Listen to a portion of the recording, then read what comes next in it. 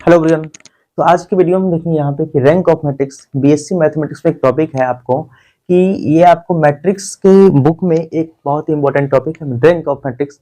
तो किसी मैट्रिक्स का रैंक हम लोग किस प्रकार से निकालते हैं और रैंक का मतलब क्या होता है उसके बारे में हम जानने का प्रयास करेंगे। देखिए यहाँ पे सबसे पहले देखेंगे कि इसके रैंक जो होता है, जैसे मान लीजिए कि एक मैट्रिक्स यहाँ पे 1 0 0 1, कि 2x2 का आइडेंटिटी मैट्रिक्स हम लिए हैं। अब देखिए यहाँ पे इस मैट्रिक्स में आप कोई भी ऑपरेशन लगा करके हम देख लेंगे तो ये रो इस सिंपल अभी इस मैट्रिक्स में देखेंगे तो यहाँ पे एक रो और दो रो, ये 2 रो यहाँ पे नॉन जीरो है। इसमें कहा गया है जितना भी आपका किसी भी मैट्रिक्स का जो नॉन जीरो रो का नंबर होता है ना उसी को हम लोग रैंक बोलते हैं। इसका डेफिनेशन में कहा गया है number of non zero row, मान लेंगे आर है, तो यहाँ पे का number of non zero row of matrix is called rank of matrix. Rank का एक्चुअल मीनिंग यहाँ पे होता है कि मान लीजिए कि किसी अगर कोई मैट्रिक्स आपको दिया है तो उस पे आप कोई भी ऑपरेशन लगा के किसी भी ऑपरेशन मतलब रो कॉलम का ऑपरेशन करके आप किसी भी तरह से आप इसको जीरो नहीं कर सकते हैं। मतलब कि आप बहुत सारे ऑपरेशन लगा चुके हैं और बहुत सारे ऑपरेशन लगाने के बाद भी अगर कोई रो नॉन जीरो है तो मतलब वो आप उसका रैंक हो गया। मतलब उस मैट्रिक्स में जितना रो नॉन जीरो रहेगा वो सभी क्या कहलाएगा, आपका रैंक ऑफ मैट्रिक्स कहलाएगा। ठीक है, तो रैंक का मतलब ये होता है कि आप किसी भी मैट्रिक्स का जो नॉन जीरो रो होता है वो उसका नंबर होता है, नॉन जीरो रो का जो नंबर होता है उसी को हम लोग क्या बोलते हैं, रैंक बोलते हैं। तो ये आपका डेफिनेशन है, number of non zero row of matrix is called rank of matrix. अब देखिए यहाँ पे देखना है आप रैंक ऑफ मैट्रिक्स को फाइंड करने का कुछ तरीका है, उसके बारे में यहाँ पे देखेंगे। यहाँ पे देखिए उसका रैंक जो है, यहाँ पे रैंक के लिए दो कंडीशन भी होना चाहिए।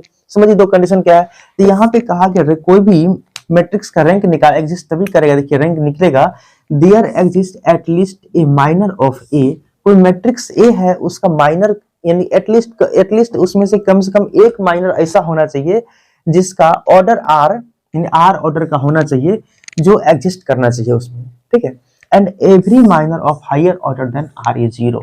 कहा गया इसमें उसका प्रत्येक माइनर जितना भी उसका हायर ऑर्डर सबसे बड़ा ऑर्डर जो होगा वो उसका जीरो होना चाहिए। देखिए अब देखिए यहाँ पे रैंक मान लीजिए यहाँ पे इसमें नंबर ऑफ नॉन जीरो रो कितना हो गया, 1 and 2, दो ठो रो है, रो फर्स्ट हो गया ये रो 2, मतलब दो ठो रो इसका नॉन जीरो है तो इसका रैंक हो जाएगा रैंक इक्वल टू 2। ठीक, चलिए उसी प्रकार से एक मैट्रिक्स यहाँ पे हम लेते हैं 3x3 मैट्रिक्स लेते हैं। चलिए देखते हैं कि 3x1 0 0 0 1 0 0 0 1 ये आपका 3x3 ऑर्डर का एक मैट्रिक्स दिया गया है। अब इसमें कहा गया इस मैट्रिक्स में बताइए कि इसका रैंक क्या है। इस मैट्रिक्स का तो हम रैंक कैसे फाइंड करेंगे, इस मैट्रिक्स का रैंक फाइंड करने के लिए हम देखेंगे कि इसमें नंबर ऑफ नॉन जीरो रो कितना है। तो यहाँ पे नंबर ऑफ नॉन जीरो रो, यहाँ पे एक नॉन जीरो रो, यहाँ पे 3 ठो। देखिए नॉन जीरो रो का मतलब यहाँ पे होता है कि उसके रो में कोई भी एक एलिमेंट जीरो नहीं होना चाहिए। मतलब यहाँ पे और सब जीरो हो चलेगा लेकिन कोई भी एक ऐसा एलिमेंट मिल जाए जो जीरो ना हो, मतलब ये कहलाएगा नॉन जीरो रो। जैसे यहाँ पे एक एग्जांपल और लेके हम समझते हैं कि जीरो रो नॉन जीरो रो क्या होता है। यहाँ पे नॉन जीरो रो मतलब यहाँ पे अगर लेंगे 0 1 2 2 3 2 0 0 0, तो यहाँ पर देखिए तो इसका R1 जो है ये R1 क्या होगा, नॉन जीरो रो, क्योंकि इसका R1 का एक एलिमेंट जीरो है, बाद में कि दोनों एलिमेंट क्या है, जीरो नहीं है। इसका मतलब ये हो गया कि ये आपका नॉन जीरो रो हो गया। एंड यहाँ पे रो 2 में देखिए तो रो 2 में भी तो एक भी एलिमेंट जीरो नहीं है, मतलब यहाँ पे नॉन जीरो रो भी ये भी हो गया नॉन जीरो रो, मतलब नॉन जीरो का मतलब क्या, जीरो नहीं है। यहाँ पे देखिए इसका ऑल एलिमेंट्स आर जीरो। ये थर्ड रो जो है, इस थर्ड रो के सभी एलिमेंट जीरो है। इसका मतलब ये हो गया कि जीरो रो मतलब यहाँ पे इस रो को हम लोग को नहीं देखना है, तो ये रो आपका हर जगह। अगर इसका रैंक पूछा जाए इसका रैंक कितना हो जाएगा सो बताइए। यहाँ पे अभी फिलहाल यहाँ पे 2 कह सकते हैं इसका रैंक। ठीक है, चलिए इस प्रकार से कहने का मतलब यहाँ पे ये हो गया कि किसी भी मैट्रिक्स का अगर किसी भी मैट्रिक्स का किसी एक रो का सभी एलिमेंट जीरो हो तो बोलेंगे जीरो रो, एंड सभी एलिमेंट जीरो ना हो, एक भी एलिमेंट अगर यहाँ पे नॉन जीरो है तो नॉन जीरो रो कहलाएगा। ठीक है, यही है आपका, इसका रैंक आपका कितना हो जाएगा, 3 हो जाएगा, क्योंकि रैंक इज इक्वल टू 3, क्योंकि इसमें 3 ठो नॉन जीरो रो दिख रहा है, इसलिए क्या होगा आपको रैंक इसका हो जाएगा 3। अब देखिए यहाँ पे डिटरमिन, अब ये हम देखेंगे कि रैंक को डिनोट किस नंबर से करेंगे, तो हम रो ऑफ ए, मान लीजिए कोई ए मैट्रिक्स है, मान लीजिए मैट्रिक्स ये A is equal to this matrix, अब क्या इसका रैंक निकालेंगे तो क्या लिखेंगे, रैंक ऑफ ए रो, जो इसको बोलते हैं रॉ सिंबल, रॉ को रैंक को दिखाने के लिए हम लोग क्या करते हैं, रॉ का इस्तेमाल करते हैं। Rank of A equal to 3 हो गया इसका आंसर, ठीक है। चलिए अब हम आगे देखेंगे यहाँ पे कि माइनर, इसमें कहा गया है कि अब रैंक को फाइंड करने के लिए कुछ मेथड्स हैं। चलिए किसी एक मेथड से हम हर एक क्वेश्चन को सॉल्व करना थोड़ा इम्पॉसिबल होता है, क्योंकि कोई क्वेश्चन इजी होता है, कोई क्वेश्चन आपको हार्डनेस होता है। तो हम यहाँ पे क्या करेंगे, किसी यानी कि आपको सबसे पहले देखेंगे माइनर मेथड। तो रैंक फाइंड करने के लिए यहाँ पे कुछ 4 मेथड है, हम चारों मेथड के बारे में बात करेंगे। तो फर्स्ट मेथड है आपका माइनर मेथड, या उसी को बोलते हैं डिटरमिनेंट मेथड, ठीक है। सेकेंड मेथड है एशेलन फॉर्म और मैट्रिक्स। मैट्रिक्स को एशेलन फॉर्म में चेंज कर देंगे और फिर उसका रैंक निकल जाएगा आपको आसानी से। फिर नेक्स्ट है कि canonical form for normal form. एक कैनोनिकल फॉर्म उसी को बोलते हैं normal form, and using raw and using column, यानी कि रॉ और कॉलम ऑपरेशन का यूज करके हम किसी मैट्रिक्स का रैंक निकाल सकते हैं। तो हम यहाँ पे बारी बारी से इस सभी मेथड्स के बारे में बात करते हैं कि ये माइनर मेथड क्या। इसके बाद देखेंगे यहाँ पे हम finding by rank by minor method या डिटरमिनेंट मेथड। हम लोग जो रैंक निकालना सीख रहे थे, तो रैंक यहाँ पे फर्स्ट मेथड है आपका। इसमें 4 को मेथड बताए थे कि 4 मेथड से हम लोग रैंक फाइंड कर सकते हैं। इसका फर्स्ट मेथड है कि माइनर मेथड, या उसी को बोलते हैं डिटरमिनेंट मेथड। तो हम फर्स्ट क्वेश्चन यहाँ पे 3x3 ऑर्डर का मैट्रिक्स में दिया हुआ है, इसको हम लोग रैंक निकालते हैं। चलिए तो रैंक निकालने के लिए क्या करेंगे, सबसे पहले हम लोग निकालेंगे इसका determinant. Determinant of A equal to, इस 1 का निकालेंगे तो ये कट जाएगा, ये कट जाएगा, तो बचेगा यहाँ पे 1 इंटू 3 4 2 2, फिर एक प्लस तो माइनस में होगा। 2 का निकालेंगे तो आपको ये कट जाएगा और ये बचेगा, ये कटेगा, ये बचेगा, तो 2 4 0 2 बचेगा। फिर यहाँ 3 का निकालेंगे, प्लस 3 का डिटरमिनेंट निकालेंगे तो ये कटेगा और ये कटेगा, तो बचेगा 2 3 0 2। अब मल्टीप्लाई करेंगे तो 1 इंटू 3 टू 6, 6 माइनस 4, ये 6 बचेगा, माइनस 8 बचेगा, 4 टू 8 बचेगा, माइनस 2 इंटू ये 2 टू 4 और माइनस 0, किसी भी नंबर को 0 से मल्टीप्लाई कीजिए 0 हो जाएगा, एंड प्लस 3 इंटू ये हो जाएगा 4 और माइनस ये आपका 3 0 हो जाएगा।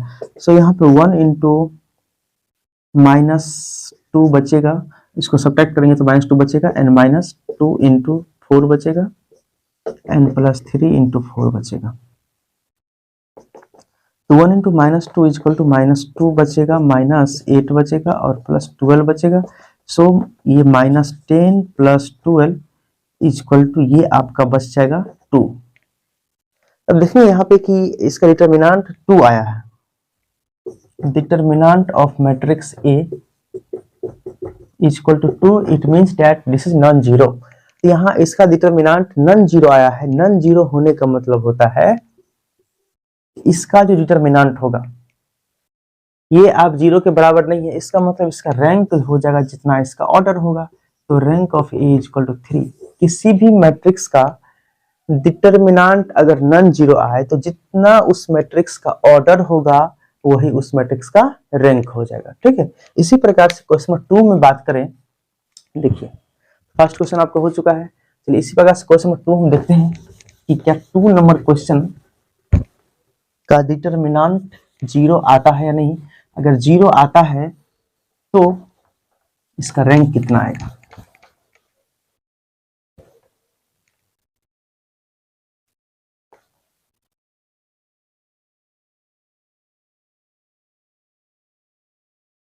चलिए इसमें बी में हम क्या करेंगे, 2 का निकालेंगे। Determinant of B, determinant of B equal to 2 into इसमें बचेगा, आप ये रो कॉलम कटेगा तो 1 2 2 2 माइनस 3 इंटू 3 को काटेंगे तो ये कटेगा तो 3 2 माइनस 1 2 और प्लस 4 काटेंगे तो ये कटेगा और ये बचेगा 3 1 माइनस 1 2। देखिए तो यहाँ पे 2 इंटू 2 1 जा होगा 2 ये और माइनस 4 माइनस 3 इंटू 3 टू 6 हो जाएगा, ये 6 और माइनस माइनस प्लस हो जाएगा 2 1 जा 2 और प्लस 4 इंटू 3 टू 6 और माइनस माइनस प्लस 1, ये ब्रैकेट है। चलिए तो यहाँ पे आपका हो जाएगा 2 इंटू 4 माइनस 2 -2 और -3 इंटू 6 + 2 8 हो जाएगा, प्लस 4 इंटू 6 + 1 7 हो जाएगा। ठीक है, इस पर हम यहाँ सिंप्लीफाई करेंगे तो 2 टू जा -4, ये माइनस प्लस माइनस 24 और प्लस 28। अब देखिए यहाँ पे तो -24 और -4 इक्वल टू -28 हो जाएगा यहाँ, और यहाँ पे +28 equal to 0। It means that determinant of b equal to 0 आ गया। देखिए हम लोग 12th में प्रॉपर्टी पढ़े थे कि किसी भी मैट्रिक्स का डिटर्मिनेंट 0 कब होता है, अगर किसी भी मैट्रिक्स के एक रो या एक कॉलम पूरा का पूरा एलिमेंट 0 हो। मतलब अगर कोई मैट्रिक्स हमें दे दिया, मान लीजिए कि एक, मान लेते हैं यही मैट्रिक्स है या इसी यही मैट्रिक्स है, इसका हम पूरा का पूरा 0 दे देंगे एक रो। अगर एक रो पूरा का पूरा 0 दे दिए, इसका मतलब ये हो गया कि इस पूरे मैट्रिक्स का डिटर्मिनेंट ही 0 हो जाएगा। ठीक है, चलिए तो इस प्रकार से यहाँ पे, तो इसी प्रकार से मान लीजिए अगर पूरा का पूरा 0 0 रहेगा, एक किस कोई भी एक रो या कोई भी एक कॉलम अगर 0 0 रहे तो उसका डिटर्मिनेंट 0 हो जाता है। उसी प्रकार से हमें यहाँ पे दिया हुआ था, इसका डिटर्मिनेंट 0 आया, इससे हम ये समझे कि इस मैट्रिक्स का रैंक जो होगा एक कम हो जाएगा। ठीक है, तो यहाँ पे रैंक कितना हो जाएगा, rank of matrix A B equal to matrix B है, इसलिए इसका मैट्रिक्स आपका आया रैंक ऑफ मैट्रिक्स का 2। ये आपका आंसर हो गया। Thank you very so much. इसी प्रकार से नेक्स्ट वीडियो में हम आएंगे कि सेकंड मेथड क्या है रैंक ऑफ मैट्रिक्स का, सेकंड मेथड उसके बारे में बात करेंगे। एक्लन फॉर्म, जो एक्लन फॉर्म बहुत ही आपको बड़े से बड़े मैट्रिक्स को उसका रैंक निकालने में बहुत ही हेल्प होता है। तो आप एक्लन फॉर्म के बारे में नेक्स्ट वीडियो में बताएंगे और इसका क्या प्रॉपर्टी है रैंक ऑफ मेथड के बारे में, उसके बारे में हम बात करेंगे।